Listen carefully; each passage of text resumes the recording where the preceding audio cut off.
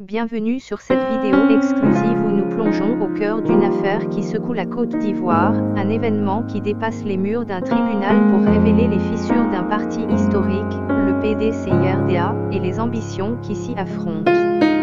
Ce mercredi 2 avril 2025, le tribunal de première instance du plateau à Abidjan a été le théâtre d'un affrontement symbolique et politique d'une rare intensité. Des députés du Parti démocratique de Côte d'Ivoire, menés par des figures comme Simon Doho, Baye Raoul et Jacques Ewo, ont été refoulés par un cordon policier alors qu'ils tentaient de soutenir leur président, Tidjane Thiam, actuellement contesté en justice par une militante du parti, Valérie Yapo. Ce n'est pas une simple querelle interne, c'est une bataille pour le pouvoir, pour la légitimité et, peut-être, pour l'avenir politique de la nation à l'approche des élections présidentielles. Alors, que s'est-il vraiment passé ce jour-là? Quels sont les enjeux qui se cachent derrière cette audience en référé? Et que nous dit cette crise sur l'état du PDCI et de la démocratie ivoirienne? Restez avec nous pour une analyse complète, digne d'un grand reportage journalistique. Commençons par poser le décor. Ce mercredi matin, le quartier du Plateau, poumon administratif d'Abidjan, s'est réveillé sous haute tension. Dès les premières heures, des dizaines de militants du PDCI, drapeaux vert et blanc en main, convergeaient vers le tribunal de première instance. Leur objectif? Soutenir leurs élus, eux-mêmes venus marquer leur solidarité avec Tidjane Thiam, l'homme qui, depuis son élection en décembre 2023, dirige le parti avec une majorité écrasante. Mais leur marche a été stoppée net. Un impressionnant dispositif sécuritaire, composé de dizaines d'agents de la police nationale, avait été déployé autour du tribunal. Barricades, véhicules blindés, forces anti-émeutes, tout était en place pour empêcher l'accès au bâtiment et garantir, selon les autorités, le bon déroulement de l'audience en référé qui se tenait à l'intérieur. À la tête des élus refoulés, Simon Doho, président du groupe parlementaire PDCI-RDA, ne mâchait pas ses mots devant les caméras. Ce que nous vivons aujourd'hui, c'est une entrave à la liberté d'expression et un combat pour la démocratie apaisée en Côte d'Ivoire. On veut bâillonner notre parti et notre président. Ces paroles résonnent comme un cri d'alarme, mais aussi comme une accusation. Pour lui et ses collègues, cette procédure judiciaire n'est rien d'autre qu'une tentative orchestrée pour déstabiliser Tidjane Thiam et, par extension, le PDCI tout entier. Mais de quoi parle-t-on exactement? Pourquoi cette audience en référé fait-elle autant de bruit? Au cœur de cette tempête se trouve Valérie Yapo, une militante du PDCI, ancienne déléguée communale d'Akoupé, qui a décidé de porter plainte contre son propre parti et son président. Son action en justice, qui a débuté plusieurs semaines auparavant, a pris une tournure spectaculaire lors d'une audience précédente, le vendredi 28 mars 2025. Selon le compte-rendu de Maître Suibi Goré, l'avocat impliqué dans l'affaire, Valérie Yapo aurait modifié sa plainte en pleine séance. Initialement, elle contestait la légitimité de Tidjane Thiam à la tête du PDCI, arguant que son élection et les organes qu'il a mis en place depuis décembre 2023 étaient entachés d'irrégularités. Mais vendredi dernier, elle a poussé ses exigences plus loin. Elle demande désormais au juge des référés de suspendre tous les organes instaurés par Thiam, de lui retirer officiellement son titre de président du parti et, plus surprenant encore, de nommer un administrateur provisoire pour diriger le PDCI en attendant un jugement sur le fond. Ces revendications ne sont pas anodines. Elles visent à paralyser le fonctionnement actuel du parti et à remettre en cause l'autorité de celui qui, pour beaucoup, incarne l'avenir du PDCI. Tidjane Thiam, pour ceux qui ne le connaissent pas encore, est une figure à part dans le paysage politique ivoirien. Ancien PDG de Crédit Suisse, cet homme d'affaires au parcours international a fait un retour remarqué en Côte d'Ivoire pour prendre les rênes du PDCI, un parti fondé par Félix Houphouët-Boigny et qui a longtemps dominé la scène politique nationale. Élu avec une large majorité lors du congrès de décembre 2023, Thiam a rapidement imposé sa marque, mêlant rigueur économique et ambition nationale. Récemment, il a fait un choix symbolique fort, renoncer à sa nationalité française pour se conformer aux exigences constitutionnelles constitutionnelle de la Côte d'Ivoire, qui stipule qu'un candidat à la présidence doit être exclusivement de nationalité ivoirienne. Ce geste, salué par ses partisans comme une preuve de son engagement patriotique, a aussi renforcé sa stature de potentiel candidat à la présidence en 2025. Mais ce choix n'a pas suffi à apaiser ses détracteurs, au premier rang desquels Valérie Yapo, qui voit en lui un dirigeant illégitime, parachuté à la tête du parti sans respecter, selon elle, les règles internes. Revenons maintenant à ce mercredi 2 avril. Alors que les députés Simon Doho, Baïraoul et Jacques Ewo tentaient de franchir le cordon policier, l'ambiance devant le tribunal devenait de plus en plus électrique. Les militants, massés à quelques mètres des barricades, scandaient des slogans en faveur de Thiam, Tidejane, notre président. Ou encore, non à la division. De l'autre côté, les forces de l'ordre, impassibles, maintenaient leur position, arguant que leur mission était de préserver l'ordre public et d'éviter tout débordement. Mais ce face-à-face n'était que la partie visible d'une tension bien plus profonde. À la permanence du PDCI, située à quelques encablures du tribunal, l'atmosphère était tout aussi explosive. Des militants, frustrés par ce qu'ils perçoivent comme une injustice, s'étaient rassemblés, certains allant jusqu'à promettre une mobilisation encore plus massive si la justice donnait raison à Valérie Yapo. On ne laissera pas notre parti être pris en otage par une seule personne, lançait un jeune cadre du PDCI, micro en main, devant une foule survoltée. Mais que reproche-t-on vraiment à Tidejane Thiam ? Pour ses soutiens, cette affaire est une aberration, une tentative désespérée de déstabilisation orchestrée par des forces internes ou externes qui craignent son ascension. Simon Doho, dans une déclaration choc, n'a pas hésité à pointer du doigt des mains invisibles qui chercheraient à empêcher Thiam de devenir un candidat crédible à la présidence de la République. Cette plainte, ce n'est pas juste une question de procédure interne, c'est une attaque politique déguisée, a-t-il martelé. Baïraoul, autre figure influente du parti, a renchéri, Tidejane Thiam a gagné légitimement. Ceux qui contestent aujourd'hui son leadership sont ceux qui refusent de voir le PDCI avancer. Pour ces élus, l'enjeu dépasse largement les querelles de parti, il s'agit de protéger une vision, celle d'un PDCI uni et prêt à reconquérir le pouvoir. Pourtant, du côté de Valérie Yapo et de ses soutiens, le discours est tout autre. Pour eux, Tidejane Thiam représente une rupture avec les valeurs historiques du PDCI.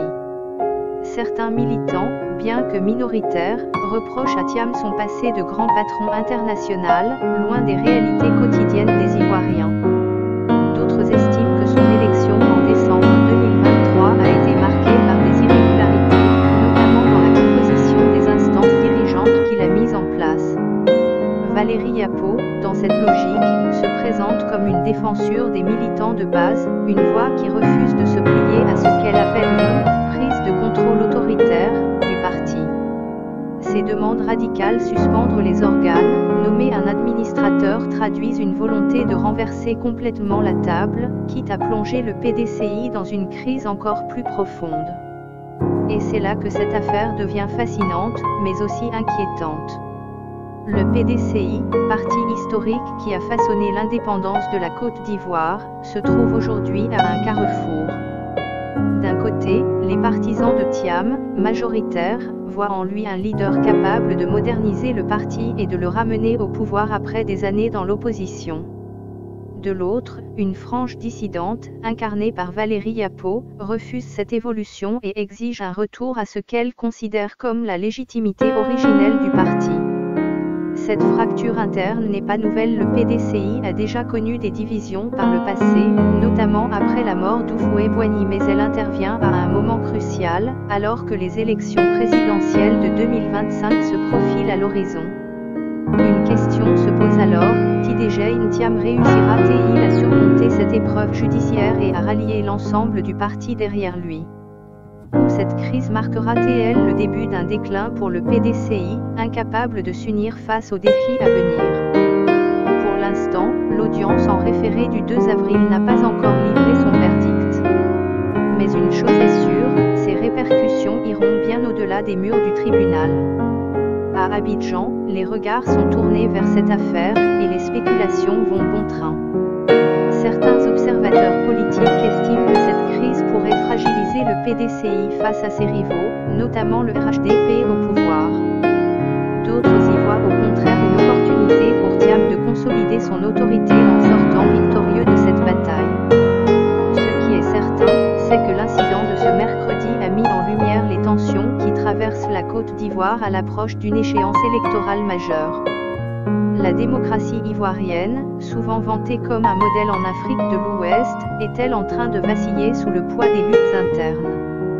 Ou assiste-t-on simplement à une étape normale dans la vie d'un grand parti politique? Alors que nous refermons ce reportage, une image reste en tête, celle de ces députés, bloqués par un mur de boucliers devant le tribunal, symbole d'un combat qui dépasse leur personne. L'histoire du PDCI est loin d'être terminée, mais elle traverse une période charnière. Tidejane Thiam, Valérie Yapo, Simon Doho, ces noms résonnent aujourd'hui comme les acteurs d'un drame politique dont l'issue reste incertaine. Merci d'avoir suivi cette analyse avec nous. N'oubliez pas de liker, de vous abonner et d'activer la cloche pour ne rien rater de nos prochaines enquêtes. Dites-nous en commentaire ce que vous pensez de cette affaire. Tidejane Thiam est-il victime d'un complot, ou Valérie Yapo a-t-elle raison de contester son leadership? À très bientôt pour de nouvelles révélations. C'est le peuple qui choisit son président. Et nous voulons que tout le monde soit candidat afin que nous fassions notre choix. Donc nous appelons vraiment tous les Ivoiriens, fiers d'être Ivoiriens, de tout le temps venir ici chaque fois qu'il y a un mot qui est lancé, il faudrait qu'il soit présent. Il faudrait qu'il soit présent parce que l'objectif final, c'est de faire en sorte qu'on arrête de convoquer les partis politiques en justice. Vous voyez, nous sommes à une période de contentieux. Tous les militants qui sont ici présents, leur place n'est pas de venir sur le plateau. Leur place c'est d'aller faire le contentieux. Ils nous ont déjoué. Donc nous sommes obligés de faire un choix. Abandonner le contentieux pour être à ses côtés. Mais est-ce que c'est normal? C'est pas ça la politique. Vous voyez à Yopougon par exemple, pas de 25 175 personnes ont été déplacées. Ont été déplacées. 25 175 personnes ont été déplacées. Et si on prend l'échelle nationale, nous sommes à près de 400 000 personnes qui ont été déplacées. Les gens qui vivent à Yopougon, qui ont toujours voté à Yopougon. Aujourd'hui, on les envoie à Man, à Korogo, à Odjene. Ils sont près de 25 000. Voilà, en Italie. 25 000. À Biraoul. Son épouse, avec qui il vit, ils l'ont envoyé à Popoué. Mais c'est ce qu'on veut régler. On veut régler ça. Et nous envoyons en justice.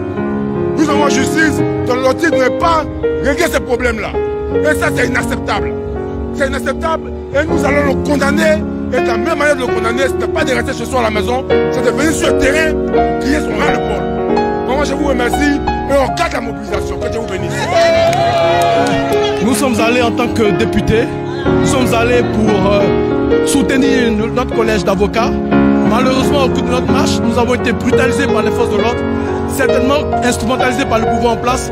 Mais je voudrais vous dire que nous restons déterminés, fortement déterminés à faire le combat pour la démocratie, le combat pour la paix, le combat pour la réconciliation nationale et surtout le combat pour une justice, je dirais, équitable, pour une justice juste au bénéfice du peuple de Côte d'Ivoire. Oh les cœurs, oh les cœurs.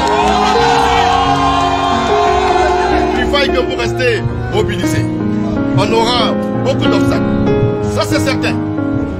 Mais je sais que notre parti est un parti conquérant. Depuis sa naissance, il a tout bravé. C'est un parti résilient, comme il a montré il y a quelques années où on voulait faire disparaître le PDCI RDA. On doit rester concentré parce que Tidjane Thiam sera le candidat du PDCI RDA. Le PDCI RDA se porte bien. On veut nous faire croire qu'il s'agit d'une guerre interne. Mais ça ne saurait être une guerre interne quand c'est des singletons ou bien 2 ou 3 personnes qui font le jeu, de qui nous savons. Mais de toute façon, les oiseaux de mauvais augure, ceux qui se cachent dans l'ombre pour tirer les ficelles, auront la honte de la vie. Alors, le président va être candidat et le président sera élu en octobre 2025.